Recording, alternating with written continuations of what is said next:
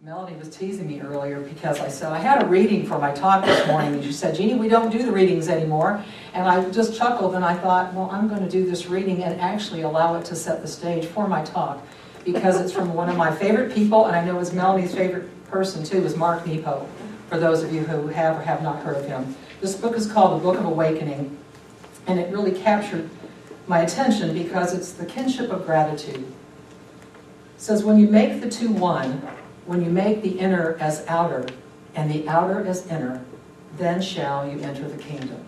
And those were actually words that Jesus spoke. The goal of all experience is to remove whatever might keep us from being whole.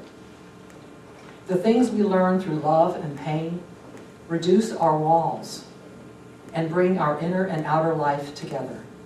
And all the while, the friction of being alive erodes whatever impediments remain.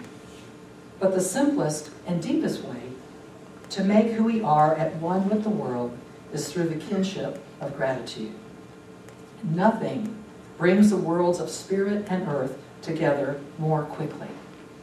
To be grateful means giving thanks for more than just the things we want, but also for the things that surmount our pride and stubbornness. Sometimes the things I've wanted and worked for, if I actually received them, would have crushed me. Sometimes just giving thanks for the mystery of it all brings everything and everyone closer. The way suction pulls the streams of water together. So take a chance and openly give thanks, even if you're not sure what for, and feel the plenitude of all that is living brush up against your heart. So I had to read that to you all this morning because it is about love. It is about your heart, and it is about you beginning to realize what is contained in the energy of gratitude. What is contained in the energy of those two words that Meister Eckhart says, what? If the only prayer you ever prayed was thank you, it would suffice. It would be more than enough. So I like when he says, just say thank you. Even if you're not sure what you're thankful for, do it anyway. And you'll be amazed at what will unfold.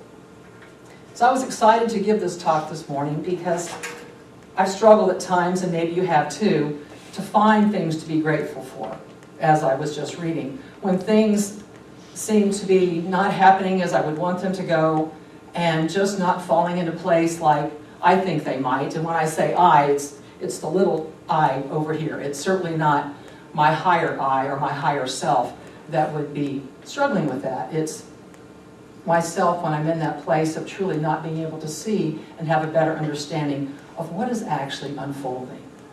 And chances are, when I'm in that place, it's because I'm looking through a lens that is very limited, through a lens that is very blurry. And it doesn't allow me to truly see and know from my higher self, from my higher consciousness, exactly what is taking place.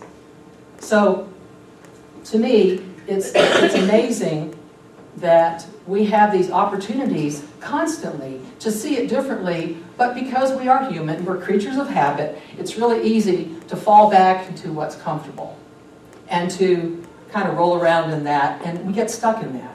And that's okay, because to me, when I'm down and I get stuck in something, what I can do, if I awaken to it in that moment, is allow myself to gather up that energy, and I can spring forth from that experience with a hallelujah and a thank you, perhaps different than any other time before. Because that particular experience has given me something that I never would have had, right, if I hadn't gone through it. How else would I know?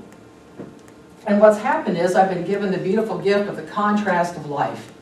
To know when things feel really yucky over here, perhaps there is something over here that's even better. So I think one of the most important things to recognize when we're asking ourselves in our life, and this was a question I have for you this morning, can you say thank you for everything in your life?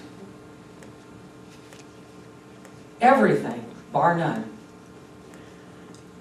I know. I'm seeing some of this, I'm seeing some of that. Because to me, when we are asked that question, it's like, well, what does that really mean? Am I supposed to be thankful for something that happened in the past? Or is it because I'm still stuck in that, so if I'm still stuck in that, how can I be thankful for anything today because my energy's tied up in that? Or am I afraid of what's going to happen tomorrow? How can I be thankful for what I'm seeing when I turn on the TV or I open social media? How do I do that? And if something has touched me so deeply and I have been so wounded, am I still working on that? To heal that wound and to be able to say thank you for that experience that truly was so painful that it allowed me to crack open a part of me that I never would have otherwise. So what do you do when you bump up against something that you know, if I asked you that question or you asked yourself that question, can I be grateful for that? And you said, no, I can't. What do you do with it? Do you store it somewhere? Perhaps in a container. Some of us are pretty good at compartmentalizing to put things away and say, you know, I just can't deal with that right now. I just can't deal with that right now. So what I think is happening all the time are these endless opportunities.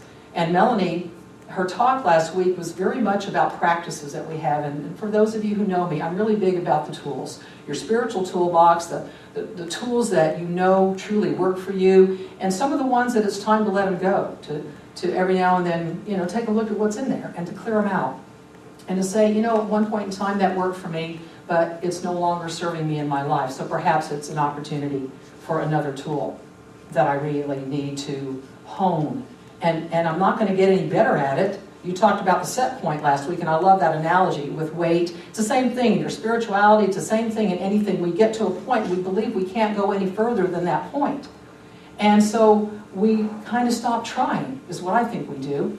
To me, it's the same thing. If you challenged yourself and you said, there's this one thing in my life, and maybe there's more than one, but there's this one thing in my life that I want to say thank you for it, but I just can't. Just the fact that you've said, I want to, opens a door. There's a little window right there, and it opens a door. Just like the crack in the sidewalk and what comes up in the crack, and there's God, there's life, there's nature popping through that crack, because that's all we need, is that little window.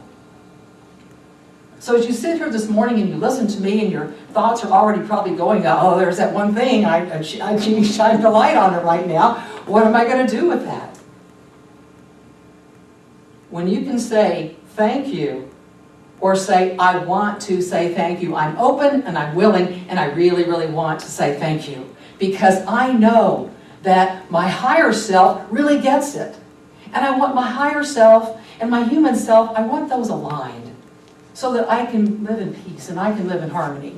And I can be grateful for those human experiences that really try me at times. And that I've cursed many times. And that I've said, why me, many times. That I can look at all of it. And I forgot my gratitude glasses. Really, they're my love glasses. I know some of you have seen those before. You're laughing. But I was going to put those on this morning, so I want you to imagine those glasses. There's a picture on my Facebook page, so if you needed to look at it, you really can. Because to me, when we look through the lens of love, you will see that situation differently, whether you know it or not. There's a part of you that will see it differently. And it's you making the commitment to yourself and to the people that you love and to the world out there to say, I want to do this, because as I transform me and I become more loving and I clear out my stuff, what do I do out there? What happens immediately out there? Thanks, loving. Every time we say thank you, when you speak it from that place within your heart, it is a beautiful and powerful thing. I have a little thing here from Abraham Hicks, and I know most of you are familiar with that from the law of attraction and such. But I love this. It says, gratitude feels so good because it is the state of mind closest to your natural state in which you were born to live. It's your calling, your birthright, and your destiny. Do you really hear that? That's the state of mind, the state of being, your higher consciousness. that's your essence. That's all that you truly are. And you decided to show up in this beautiful earth suit that you're in and to go through some of these experiences that do challenge you. And I think it's amazing because we can build our muscles and we can grow our garden of gratitude. We can do all of these things because in the time that we're here, it is so short and it is so brief. So it's taking that energy and making that commitment to yourself, as I said earlier, to do that work. And after a while, it doesn't feel like work anymore because it is your natural state of being. It just flows from you. Have you noticed, and there's research, Melanie touched on a lot of research last week, and I appreciated that because it kind of laid the foundation for my talk this morning to be able to say, research does show tons and tons of evidence, just endless, of all different many practices that you can engage in. And I think the number one I found, and I'm not sure if you did too, Melanie, was the journaling. The journaling was one of the top ones to actually show evidence. And there's a chart about that, and you can actually see differences and changes in people's lives because you're actually physically doing something, and how the brain works as well when you actually write something down, and even you can say it out loud. There's many different ways that we engage in learning, and we all learn differently. And then what starts to happen when we take it into our physical beingness, if you will.